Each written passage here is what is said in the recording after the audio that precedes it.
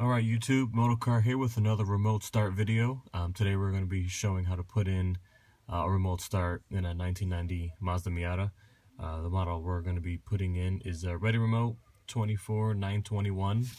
This one's by Directed Electronics. It's one of their do-it-yourself kits that you can get online, or a lot of other places sell it. It's the one that has DVD, and it's just a very, very basic remote start unit. It doesn't have any door locks. Essentially what it's going to do is just basically start the car. So we'll start off simple at the beginning here at the ignition harness. You can see here, this is where it would normally plug in. I went ahead and just disconnected it just to get a little bit easier access to the wires. So if we can move over here, we'll see you've got, first one, we'll start with the top here, is this red wire. So this red wire is coming off of the remote start, and then this white wire here, this is the factory wire. So red to the white, and then next would be up ignition. So this pink wire, you can see I've got it tied in up here. There's a couple other extra connections on here because I was repairing this harness. It looks like someone beforehand had an alarm in here at some point, and they had cut up the wiring pretty bad. So this is just kind of halfway at a repair as well. So you got the pink wire. You'll see here at the bottom it is the blue wire in this connector. So pink off the remote start to the blue wire in this connector. And then you're going to have second ignition is going to be this pink white off the remote start. And this ties into the black and red. You can see black and red wire. This pink white into the black and red. Then you're going to go look at the accessory. Accessory off the unit is going to be orange. That's getting tied into the black with the white wire. You can see there, orange. And then the starter wire. This one I really had to repair because they have a starter killing beforehand. So you can see purple wire off of the unit, and this gets tied into the black with blue wire here at the ignition harness. Again, this is for a 90 Miata. I would definitely, if you're doing any other years, I would definitely make sure you have a multimeter on hand so you can test and make sure that the wires, while some cars they do have the same wires, sometimes they are in different positions in this harness. So just to make sure, you might want to have a multimeter on hand to double check that all the connections are in fact the same. So I'll move over here to show you where I mounted the unit. You can kind of see it up there. So he's got it zip tied. It's pretty tight. It's not going anywhere. This is a perfectly fine spot if you have a remote start. If you're going to be installing an alarm, this probably isn't going to be the best location for it. It's pretty readily accessible. That's why I put the remote start there. But if you want an alarm, you definitely want it tucked up higher up behind the dashboard, either over here behind the radio in that section or up behind the gauge cluster. So then after that was mounted, ran the ignition wires down in here into the harness.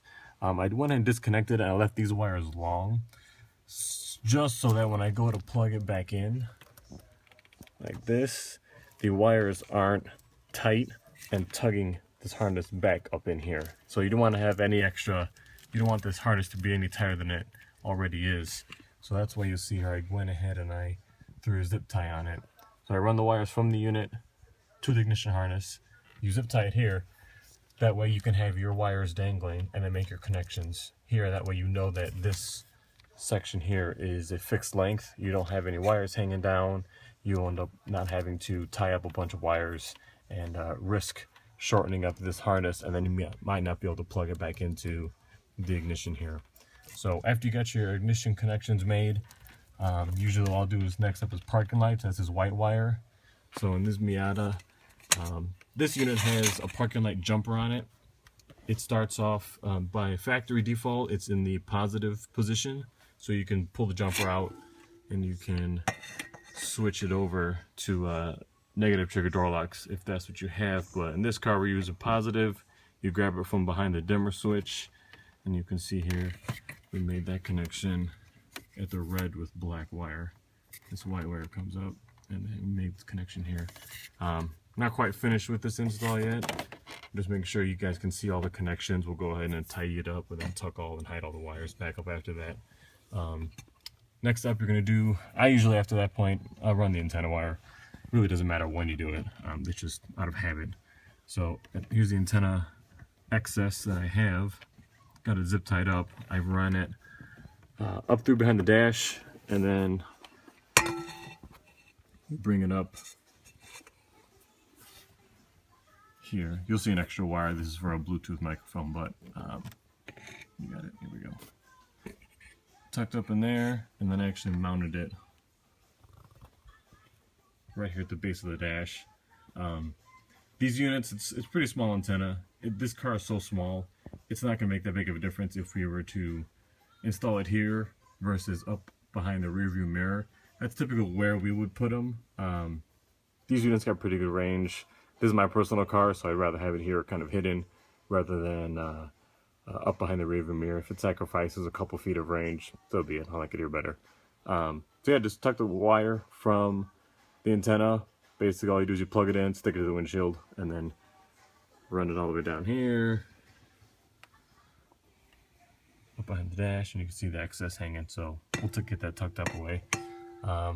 Really only other two connections that are left, or I'm sorry, 3 connections.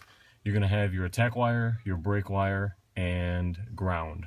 So ground, haven't done it yet, but it's going to, you'll see here's just the black wire here going to the unit.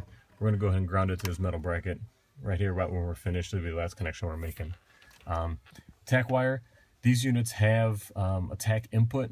That's how the remote start knows that the car has started. There's 2 options. There's attack input and there's also voltage sensing. Most of the time I'll go ahead and just leave it at voltage and won't hook up the attack wire. A lot of the newer cars, it's perfectly fine doing it that way. Some of these older cars, when you get into the early to mid 90s cars, sometimes they don't like voltage as well, mainly because a lot of times the grounds are getting older.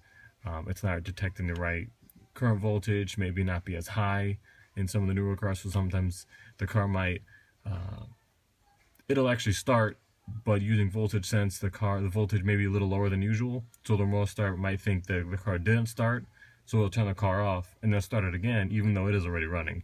So that's why I will hook up the attack wire. On this unit, you see in other videos I've went through and labeled what all the wires are and the wire colors, but on here you see it's the purple with white wire. This is the wire that's coming off of the unit. In this car, I went ahead and put it up behind the gauge cluster. Most cars, you'll run it under the hood. You'll put it to either uncommon wire on a fuel injector, or you'll go ahead and hook it up to a coil pack. Here, it was just easier to get to it. So you can see in here, I've got the top shroud removed. This is the connector that goes into the speedometer, and it's going to be the yellow wire with the blue stripe on it. You can see where I made that tape connection there. So this wire, you can find this wire under the hood. It's the same input, whether you get it off the tack here or you get it under the hood. Either way, it'll get you the same result. And then the last one I guess we want to go over, let's see if I can get a good shot of it, is the brake wire. This is the wire that once you remote start the car and you get in, put the key in the ignition, it's going to shut the car, it'll shut the remote start off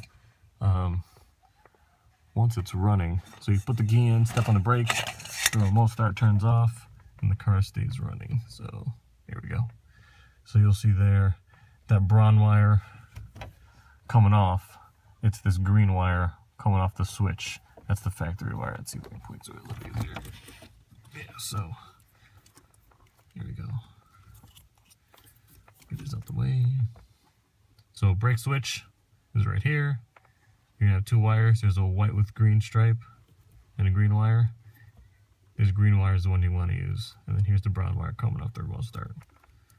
So once we get that in, that's about it in terms of